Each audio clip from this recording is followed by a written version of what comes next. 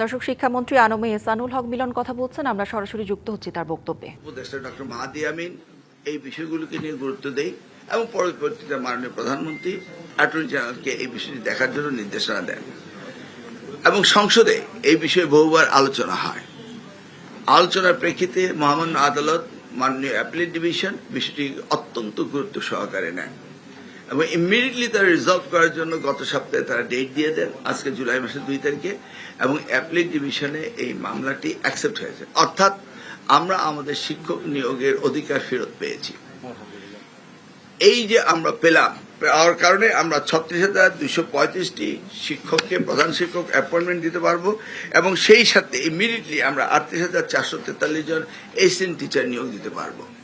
এটি হচ্ছে আজকের দিনে এই শিক্ষা মন্ত্রণালয়ের প্রাথমিক বিভাগের জন্য আমার ববিহাত মাহাদি আমিনের জন্য সবচেয়ে একটি গুরুত্বপূর্ণ সুখবর এবং সারা দেশবাসীর জন্য এটি একটি সুখবর আমরা পেয়েছি।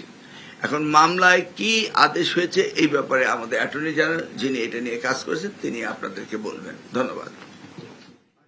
নগদ নিয়ে এলো হার না মানা হার অফার। সর্বনিম্ন 10,000 টাকা রেমিটেন্স নগদে পাঠালে থাকছে স্বর্ণের হার জেতার সুযোগ।